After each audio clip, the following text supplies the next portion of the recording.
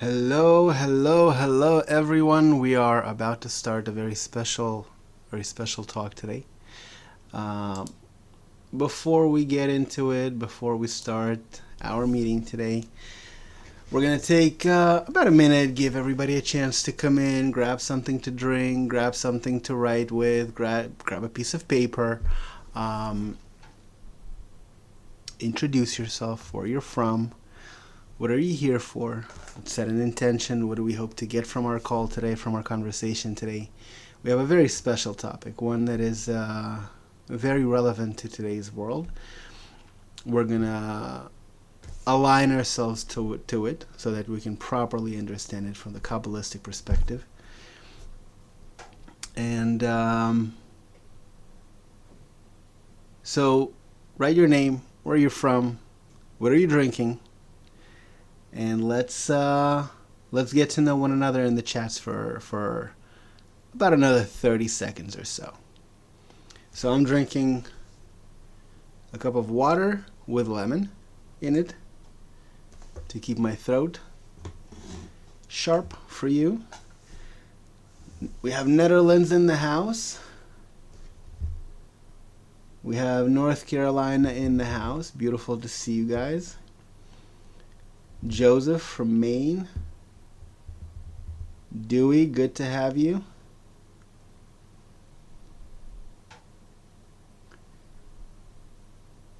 So guys, we're just taking a couple of seconds introducing ourselves, grabbing something to drink, something to write with, opening our hearts so that we can listen to the conversation today. Very special conversation. Very, very special conversation. South Wales, beautiful to have you. Beautiful to have you. We just had a congress, beautiful gathering in the UK.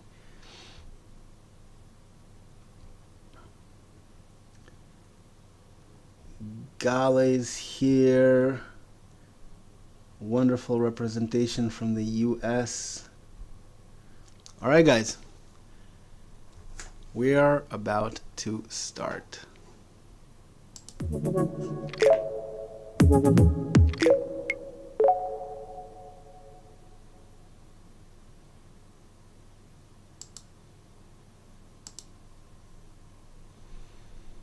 Okay. So let us start. I've been thinking about this topic for a while, and I've been wondering how to start, how to break into it. Will I be understood properly? But the topic is so important and just so crucial in our world right now and everything that's happening that we couldn't just overlook it. We couldn't let it pass by. And we had to address it head on and clear the air, clear the space, make sense of everything that is happening today. And that is specific hatred towards Jews. Whether you think there are reasons and they're justified, whether you think there aren't reasons and they're not justified, whether you are on the fence and you're just wondering what the heck is going on and you want to make sense of everything. Wherever and whichever side you're on, first of all, we welcome you here. We love having you here. And my promise to you is that by the end of the talk, by the end of our meeting today, everything is going to be so crystal clear that there will be no doubt in your mind as to what is happening, why it's happening, what is the source of everything that's happening in this craziness that we see, wars and turmoil, families breaking apart, confusion, identity crisis, purpose of life, meaning of life, all of these different challenges that we're seeing today, including hatred toward Jews and antisemitism that is rising, just conflict almost everywhere we turn. We're going to make sense of it. And before we do, I've prepared a presentation, but before I start sharing the presentation with you and before we get into the topic, we're going to do two things. Number one is I really, really need and want your questions. As we go through the presentation, as we go through the conversation, as we have our back and forth, I want to see your questions. The more you ask, the better we can coordinate, the sharper the topic is going to go. It will allow me to address it specifically to your desire and clarify it specifically to where we are, because your question represents perhaps many questions like yours. So don't hold it in, don't keep it to yourself, share it with everyone. And now about Kabbalah, perception of reality, spirituality. I want to uplift us a little bit about this plane, this level of existence that we perceive with our five senses, that we interact with our five senses. I want all of you to take for a moment a deep breath, fill your lungs with air, just feel the life flowing through you. The wisdom of Kabbalah tells us that our world is a world of outcomes. And the cause comes from the spiritual world, the world of roots. And the world of roots that is higher in its energetic level than our current world is essentially where we're striving for. And the two worlds are connected through what we call roots and branches. I don't want to get too much into the technicalities, but I do want to clear up some terminology so that we speak the same language. Kabbalah teaches that the purpose of life is for the Creator to do good to His creatures, so that everything that is created is for us to come to be able to receive the bounty and pleasure the Creator has in store for us. It also means just like children, just like everything that is developed, we need to mature our desire to be able to receive this spiritual bounty, the spiritual goodness that the Creator has in store for us. And there is a system in which He guides us. There is a system in which He leads us. There is a law, a set of laws and forces that operate on reality in order to help us and guide us to this maturation of our desire to be able to come to this absolute glory that He has for us. And this is what the wisdom of Kabbalah talks about. Specifically, a set of rules of how a regular person from this world can study, learn, and implement in his own life and reach spiritual attainment in this world while he's alive. Now to our topic. I watch a lot of news and just everything that's going on. We see the protests, and we've seen now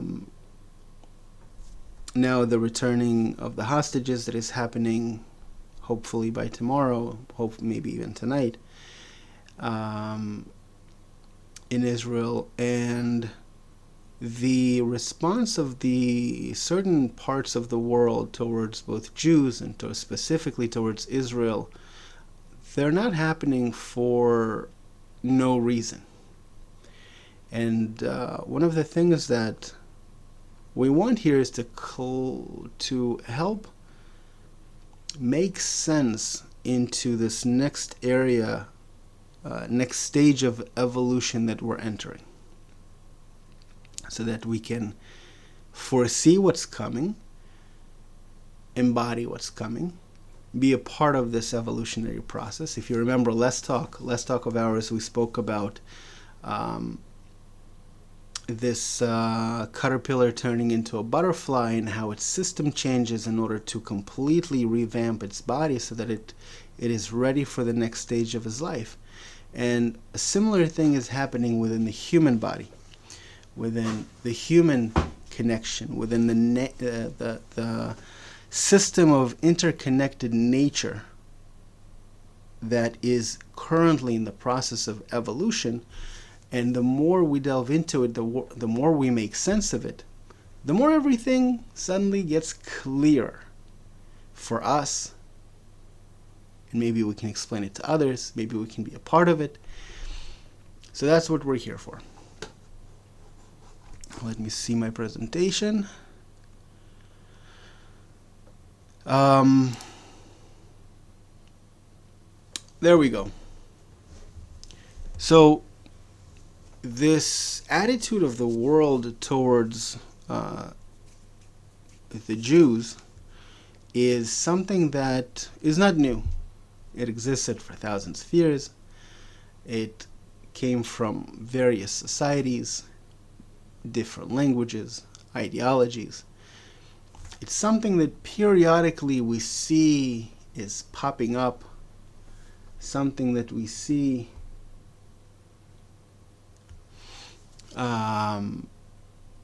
almost like is a recurring phenomenon all throughout history that keeps coming back.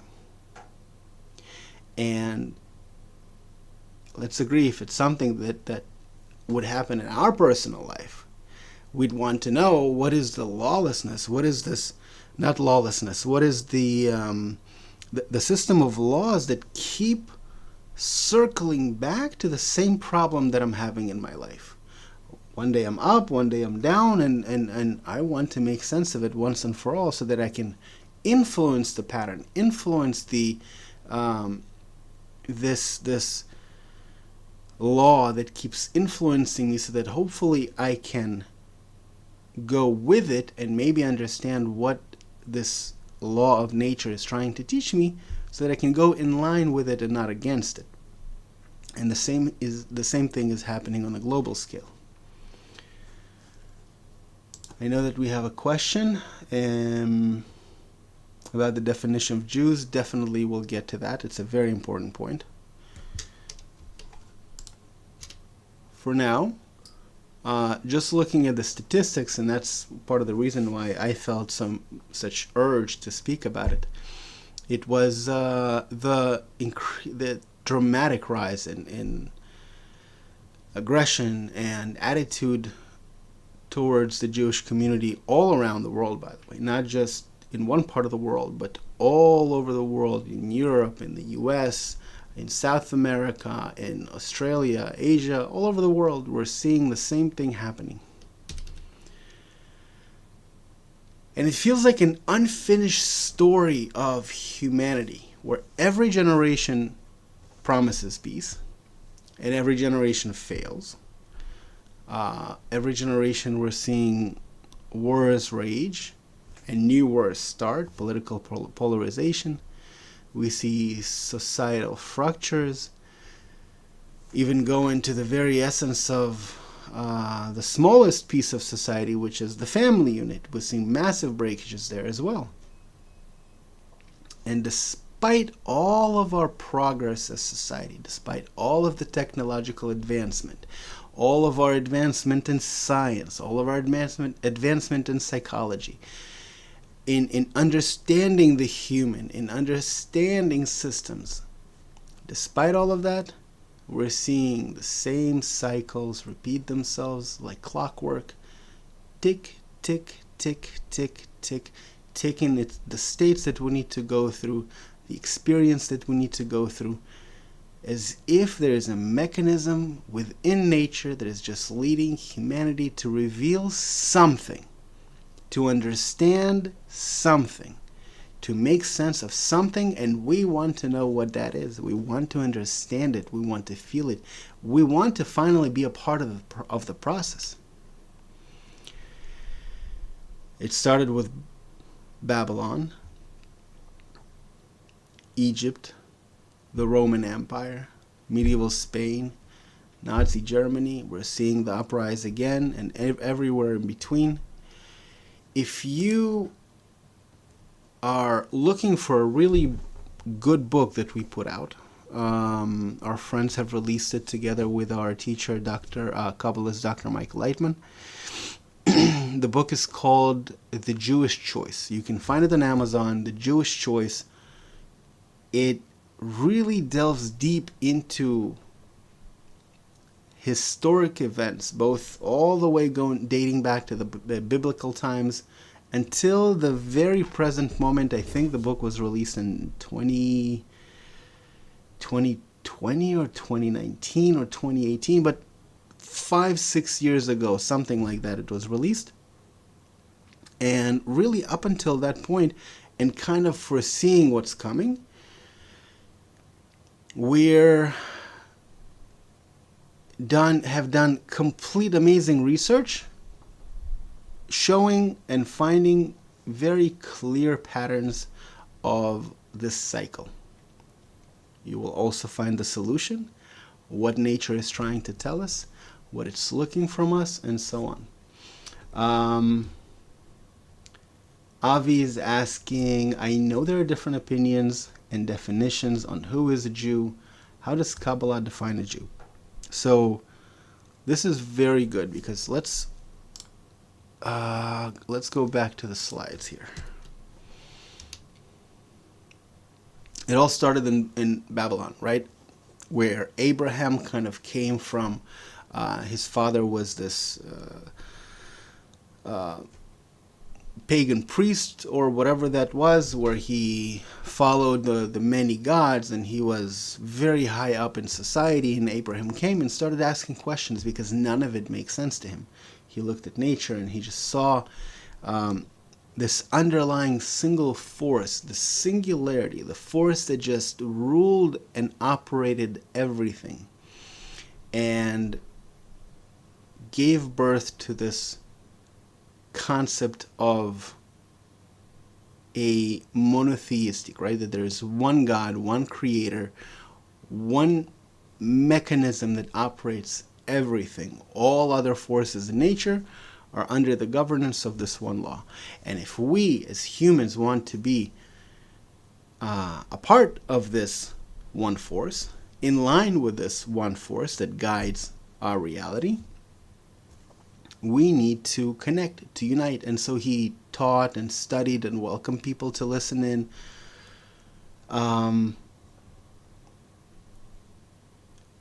So that they could all connect together and be in line with this force. So a Jew, according to the definition, Israel, in Hebrew it's called Yashar El, is someone who is striving towards the force, is someone who is searching inside of him and outside of him how to reconnect to the source, how to find this connection, this home, the way back home. That desire, that quality within a person is called Israel. And according to the Kabbalistic definition of what is a Jew, specifically that person who is at his core or her core is yearning for spirituality, is yearning for connection, is yearning for the study. And we're going to lean heavily on this definition because it is very important. Let's see if we have any other questions. Good. Friends, I do welcome you to ask. But for now, let's continue. And even when we're looking, and this is something that I myself didn't know, and I found it extremely interesting. The system is set up in a very simple way, in which there is a giver, there is a source, there's this power source. If we imagine it as a electrical system, there is a power source, there is a generator, absolutely infinite in its capabilities and power and everything. It's an infinite power source. And then there is a vessel right? Whether it's a refrigerator, a lamp, an AC unit, there is something that is activated by this power source, by the electricity that comes from it, by the light. And there has to be a conduit that is both connected to the power source and is connected to the electrical unit, to the vessel, that when properly activated, passes the light and activates the tool, the kli, the vessel. And the vessel is filled with light, and it can work properly, harmoniously, for whatever function it is designed. That's what happens in a absolutely perfect system where everything works harmoniously.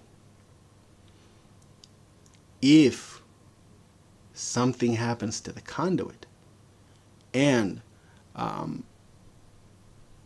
the light, the electricity doesn't pass, then we start having troubles. Then we start having problems. And these people, the Israelites, the Hebrews, in Hebrew, the Hebrew nation is in Hebrew called Ivri. And the word Ivri is from the word ma'avar, a passage, which again points us to being a passage, a light onto the nations. Not because they're special, but because they have a function, just like anything else in nature. It is designed to bring people closer to the source of light itself. By design, the system has to have the Hebrews in order to bring the entire system of creation back to the source, to reconnect it with the source, to allow the light to flow and fill the entire depth and the entire wonder of creation itself. And those are the people that are chosen, so to speak, and are called Hebrew, Israel. And again, it's not someone who was born to a Jewish mother. It's not someone who was chosen by someone else. It is someone who has a deep internal desire to reconnect to that source. As if called from above. Something is awakening inside of him, and a person begins to search for that source. And then he comes to the source of the wisdom. He comes to something where the Creator leads them to a video, to a book, to someone else, to some sort of a teacher, to some source where he can begin to absorb this wisdom.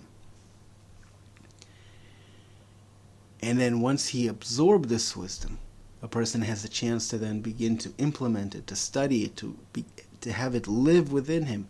That action that he does, that process that a person undergoes, that classifies him under the definition of the wisdom of Kabbalah as a Jew, as a Hebrew, as someone who is now in the process, in the study, a part of that system of the passage of light onto the nation.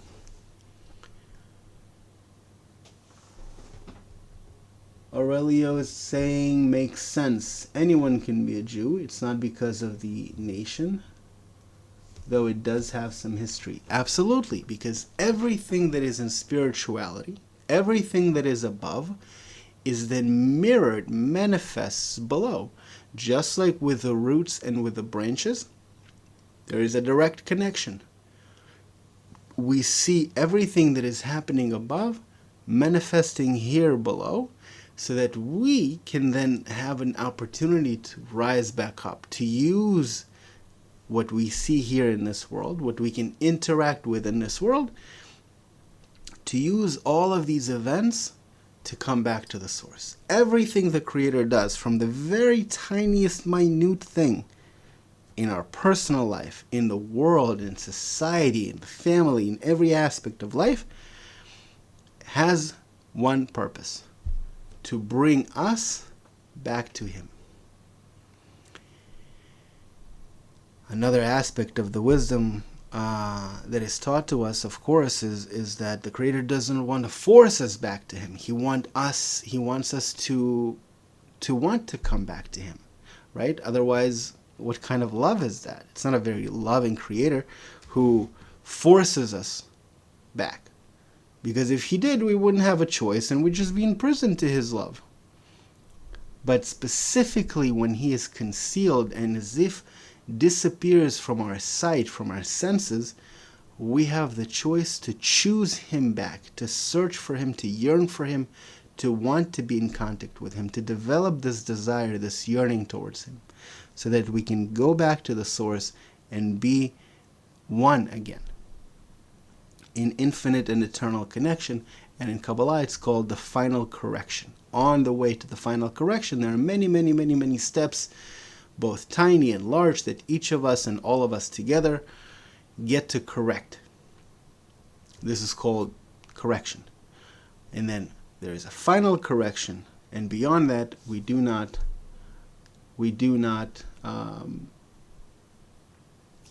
have grasp over it yet. But there is a connection that continues past that final correction that Kabbalists tell us. They just can't quite communicate it to us what it's like. But then you're already led by your soul, because you've reached the final correction. So now that we made sense of what is this, the role of the Jews, it's beginning to make sense why when the Jews kind of fall, where the ego grows, right? Because the ego is that resistance. Because in order for electricity to flow, there has to be resistance. Resistance to the light. And when we connect above the resistance, the light can flow. This is part of the system. This is part of the mechanism. When this group connects between them in the law of love your friend as yourself, love your neighbor as thyself, against the resistance that I may feel for my friend from this connection, but I connect anyway, the light is able to flow through our connection and fill the whole world. But when we don't do it, the light can't flow. And so the system begins to malfunction in different little places, whether it's the economy, whether it's my personal home, my connection in the family, my connection in society, my connection in all the different aspects. You notice that all of the breakages, all of the challenges, everything that has possibly gone wrong is going wrong specifically in that tiny point called connection. When we lose our ability to communicate, when we lose our ability to come to agreements, when we lose our ability to see the other as another person, when we lose the goal of why we are here and why we are together, when we lose this connection, we cannot possibly justify. Everybody falls into their own personal selfish desire, only able to justify themselves, only able to see what they want, and then friction starts. And of course, all the meanwhile, it's a process that's developing, it's a process that continues to happen. People begin to feel that their life has gotten worse. And innately, almost subconsciously, they feel that the source of their problem, just like the source of the good, are that group of people called the Jews. And it's very interesting because when I read this book, when I read this wonderful research about all these different very famous and very successful individuals who actually wrote about the Jews, they weren't Jewish themselves, but naturally they were very in tune to the laws of nature, because success kind of brought them to that realization. They wrote about that. And I want to share with you some of these amazing quotes. Henry Ford, for example, when he wrote his book about the international Jew, he wrote that the moral enlightenment of the world is Israel's role. He felt it in his bones that Israel has a duty to fulfill. They have a responsibility to the world to pass on this enlightenment, to pass on the morals, to pass on the studies, the teachings of their ancestors, not just in a surface level educational historic way, absolutely not, but in the very deepest connection to the source, because that's what the people want, that's what the world needs, that's the connection to what is above everything. We all know who Henry Ford was. Vasily Shlugin is a character that is very interesting. If you research who Vasily Shlugin was, he was a very powerful and active member of the Russian Soviet, back in the day, parliament called the Duma. Also wrote a book about the Jews, expressing his displeasure towards these people.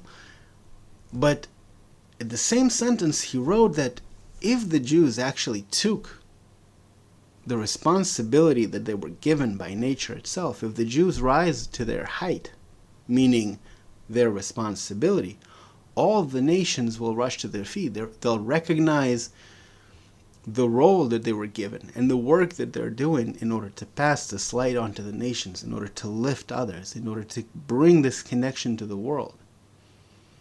And when they don't, it immediately awakens not even a resistance, but almost a what is the word I'm looking for? It's this, I have kids, and if I give something to one kid, and I don't give to the other, they kind of begin to they get upset, right? But it's not resistance. It's, what is the word? Help me out, guys, if you can think of it.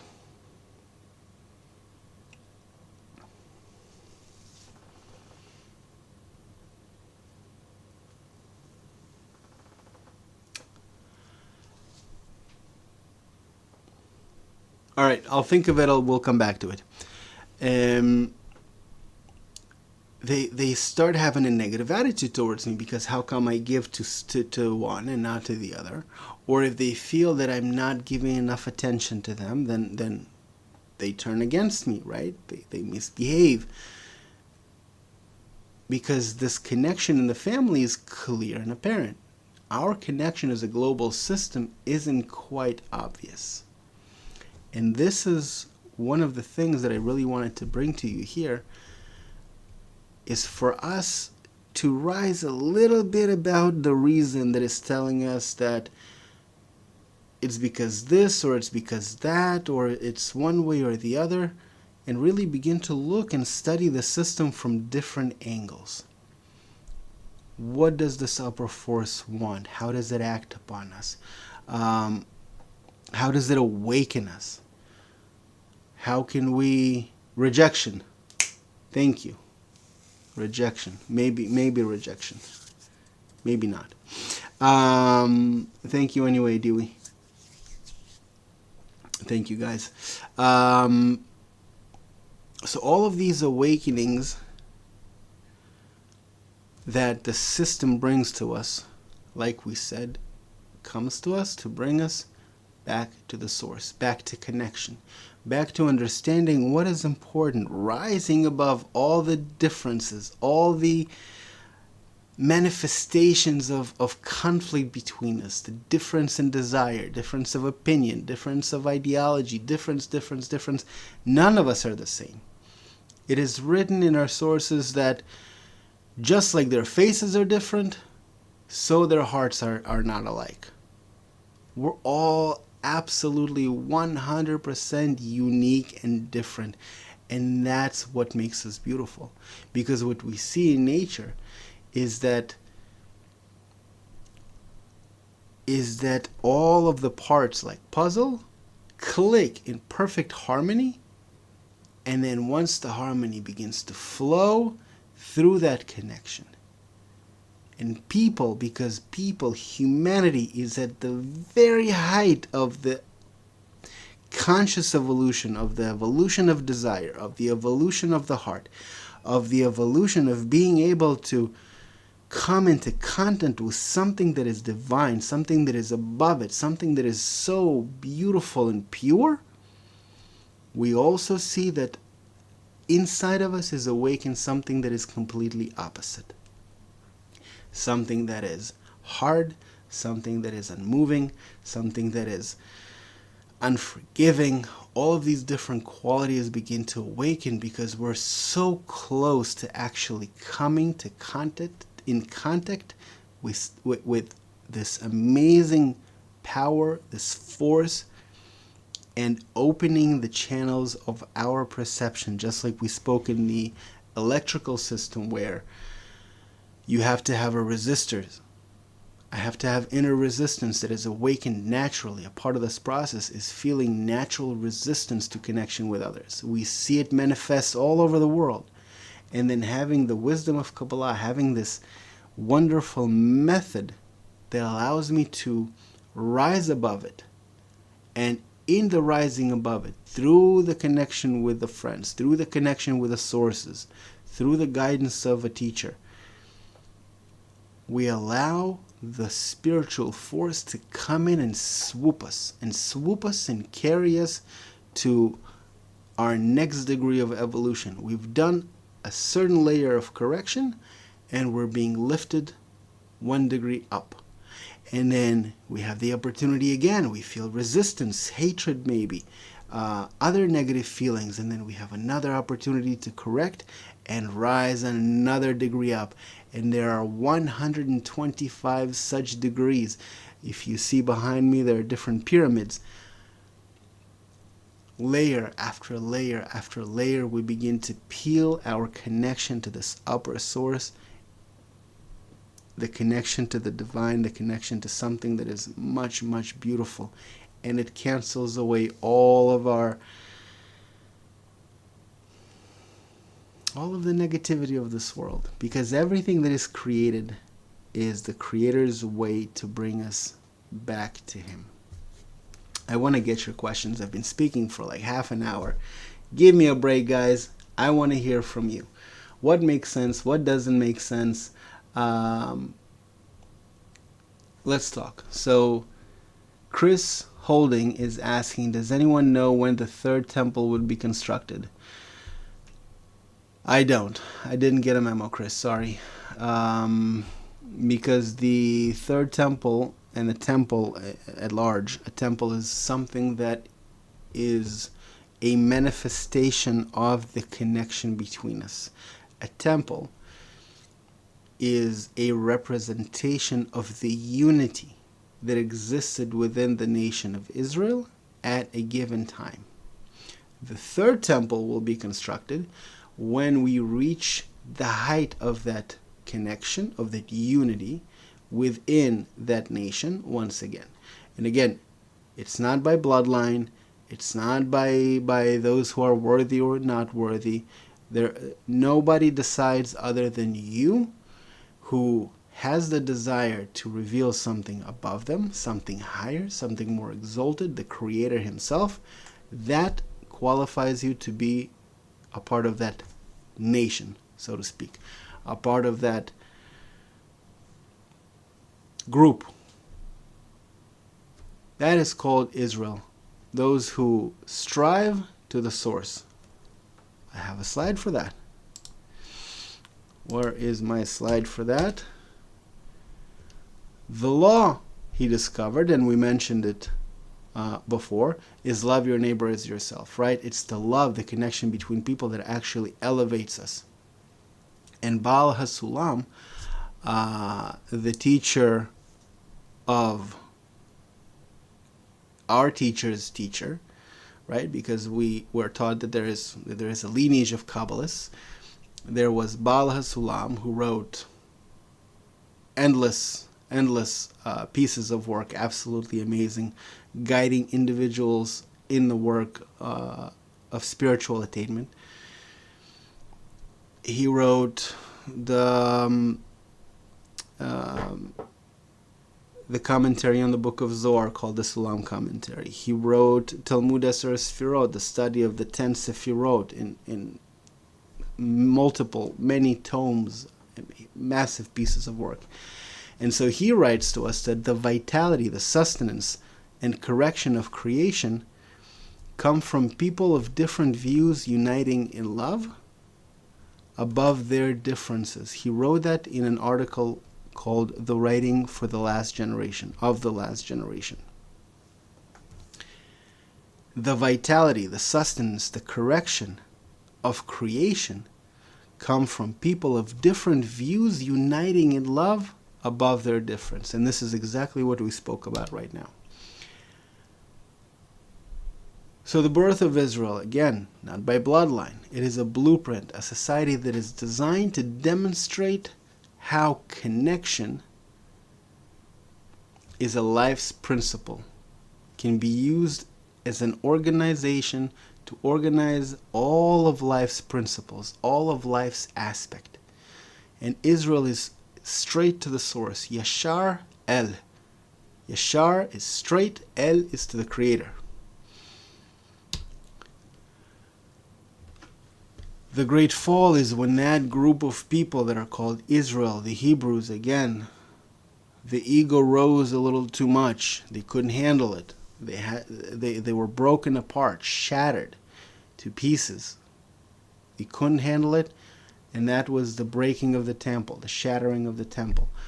The temple representing the unity and the connection between them.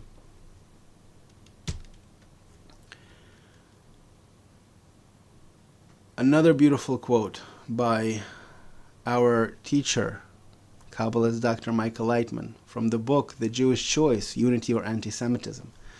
He said, as long as Israel doesn't shift from separation to connection, the world can't either. He identifies and highlights again the importance of that group in the work that they do, in the study that they do, as an integral part of the whole of human culture, representing the whole of human culture, allowing all of the people in the world to reach the same level of unity, the same level of connection, and be one with the Creator. Let's see if we have any new questions. Annie is asking, like they have a hole in their heart, so they project hatred outwards.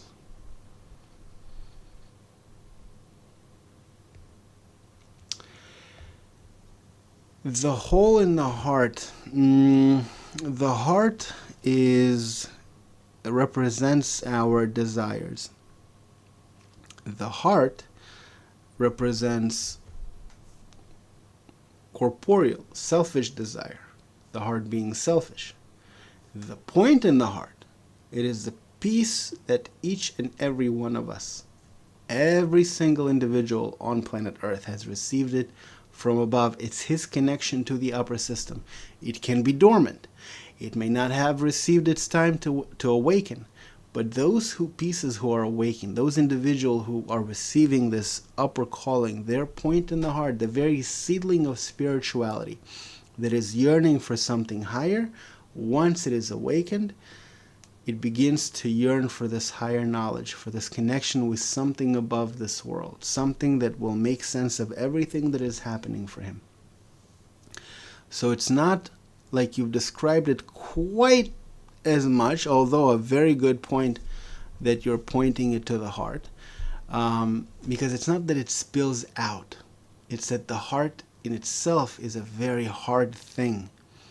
And to break through the stony heart, to break through those many layers of selfish desires, we need a group, we need a study, we need to learn how to pull the light, how to be the conduit of this upper force into the connection between us.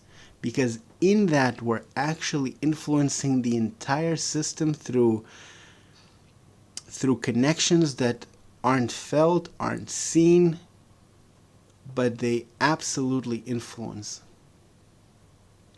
Seb is asking, is it possible that by we as a group watching generate a prayer? Is it possible that we generate a prayer? It is very much possible that as we're watching this, as I'm speaking to you and you're connecting to me, and you're connecting to the questions of everybody who's participating and sharing in the chat, it can uplift us into a form of prayer to this upper force and allow it to influence all of us collectively and each of us individually and bring it one step closer to it. So definitely a possibility, and more than a possibility, I have a feeling it's happening. Whether we feel it, whether we don't feel it, every time we open a book, we read something from the sources, we read the writings of a Kabbalist who wrote to us in attainment, all of these pieces of connection that we do, watch something, whether it's on YouTube, connect to the Kabbu environment, we allow it to influence us, and by that we allow the Creator to bring itself closer to us. Emil is asking, how does connection being made? Beautiful question. We spoke about it a little earlier. What is connection? Because connection can be described through a electrical system. There is a source of energy. There is a vessel that receives the energy. So in our world, it can be a generator, and the vessel, let's say it's a light bulb or a refrigerator or an AC unit or a computer that needs to be plugged in, right? We have batteries, and we're not going to get into that. But something that needs to be plugged in, a vessel that is activated by the light. If there is no connection between the power source and the vessel cannot flow. The power source, the energy, the electricity cannot flow, and the vessel remains dormant, almost dead, just sitting there waiting to be activated. But when the conduit, when this system of passage is activated, and the system of passage is connected both to the source and both to the vessel, and it has the right amount of resistance and the right amount of rising above the resistance, it creates this passage that allows the light to flow. It allows the light to activate the vessels, to fill the entire creation with light. And if we do it on a scale that is big enough, where the resistance, both the resistance and the overcoming of the resistance are big enough, there is enough light that can enter the system and have a massive correction and uplift all of humanity to a completely different plane, to direct us in the right path, all of us, without even knowing that it came from this group, without even feeling what happened. Things will just shift. The light will come, activate, and change everything. More questions, guys. More questions.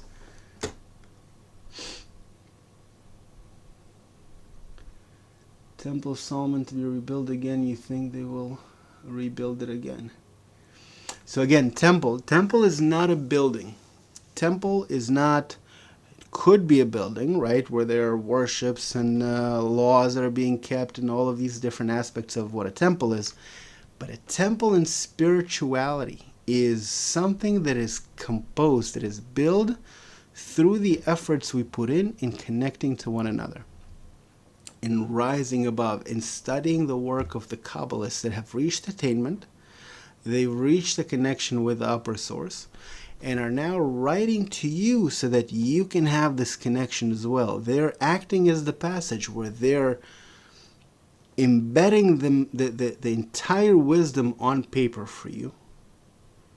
All of their works, all of the Kabbalists through generations, each adapting the wisdom to be able to fit its generation, the level of desire, making great corrections in the process, doing amazing work in the process.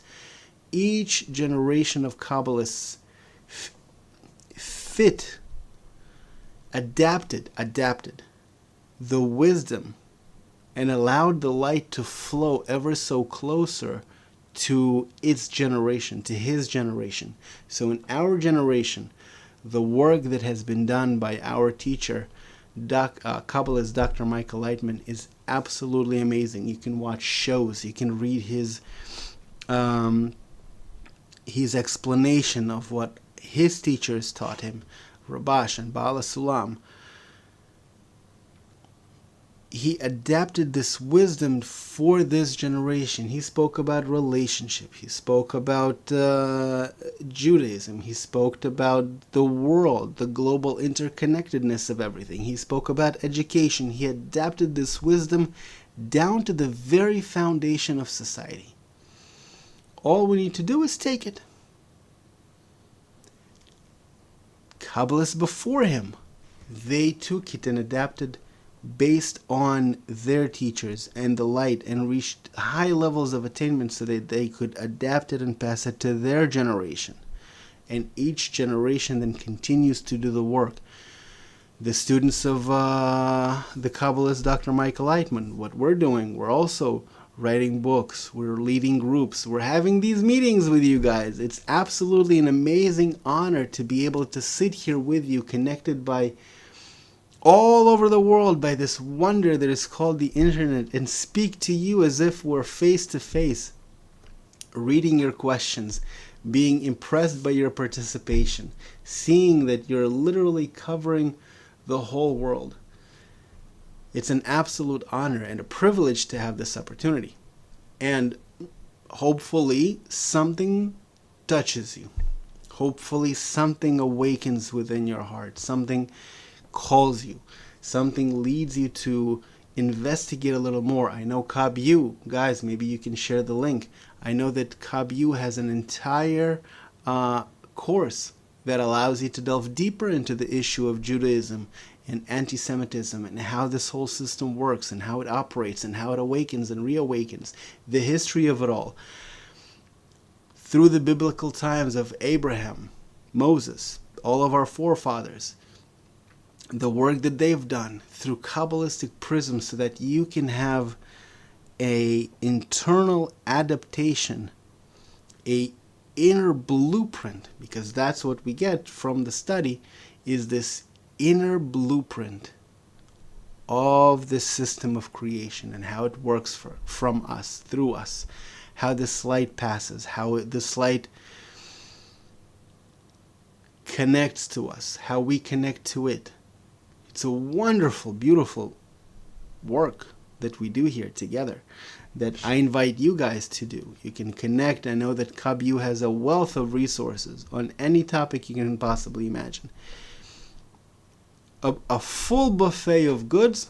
Just connect and come and see. Just come and taste. Come and try. Come and integrate. Come and go through the process and allow the process to work on you, and you will see that you come in one way and you come out completely different. I know that my path of searching came through psychology.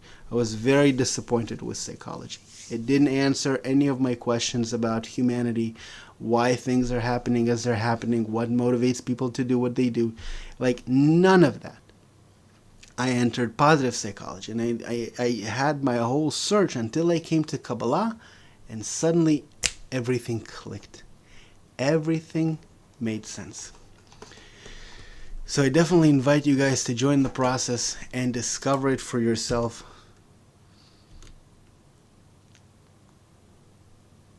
And before, I don't know, we have 6 minutes before we have to go. 6 minutes before you have to go, so let's do a blitz of questions if you have them. And in the meanwhile, I will share with you this final slide. The forgotten technology. Buried in ancient texts lies a technology more powerful than any modern invention. The methodology for creating sustainable human unity. In Baal Sulam, in the giving of the Torah, a Torah in Hebrew is a method, a guide.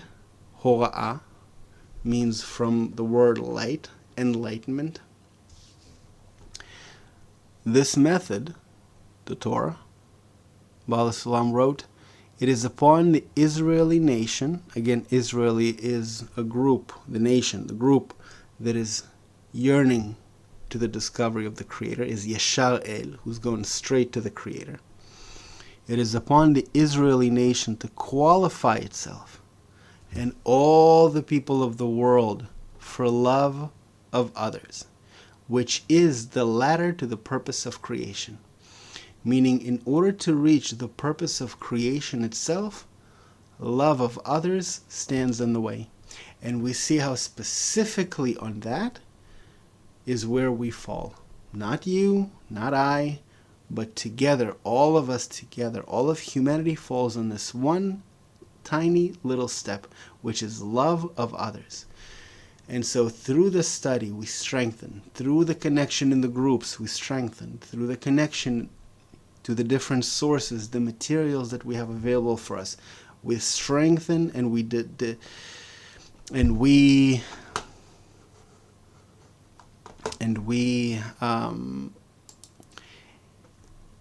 increase our ability to reach this step of love of others, through which we can come to the purpose of creation. And it's an absolutely wonderful process. Ashun is asking, where can we find authentic writings of the Kabbalists? So authentic writings of the Kabbalists, it's important to understand, because like I said, right, and I have 3 minutes, so I'll try to just say it quickly. Authentic writings of Kabbalists. It's important to keep in mind that every Kabbalist writes for his generation. There is endless wisdom, endless light within each and every writing of each and every Kabbalist who ever wrote, whether it's the Torah, whether it's the Talmud, whether it's other sources, whether it's Baal HaSulam Rabash, whether it's Ramchal, whether it's other Kabbalists. There's many recognized, Diari.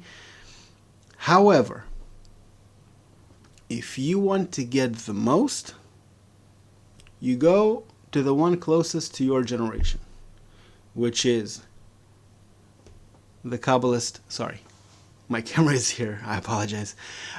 You go to the closest Kabbalist to your generation, to you and I, the Kabbalist Dr. Michael Lightman, who studied directly from his teacher, the Rabash, who studied from his father and teacher, Baal HaSulam. All three are absolutely recognized Kabbalists in attainment who adapt the wisdom to you so that you can connect to it as quickly as possible, get results as quickly as possible, so that you're not confused on the way, because words and terminology are important. If not understood, they can stir us from the right path. So we need to understand terminology. We need to relate to it properly. We need to reach a feeling and connection to them. And so my recommendation is maybe the guys can share the link where someone can write more questions to, where people can connect more to our sources that we have available on Kabbalah, on Kabbalahinfo, on Kab.U, where they can maybe go through a course and get more information on. Guys, I'm out of time. I'm really, really sorry. I hope that you were able to get something out of it. If you didn't, if you missed something, feel free to rewatch. This is recorded. It will be available almost instantly after this meeting. Guys who are registered for Kab.U, I invite you to join our Zoom shortly after. In just a few minutes, we're going to have a Q&A Zoom for about an hour, just going back and forth. We're going to open this topic even more. I love you all. Thank you very much for the opportunity to speak to you. Thank you very much for connecting. Thank you so much for opening your hearts and opening your entire being to be able to receive and to walk with me together through what I had to share. Thank you.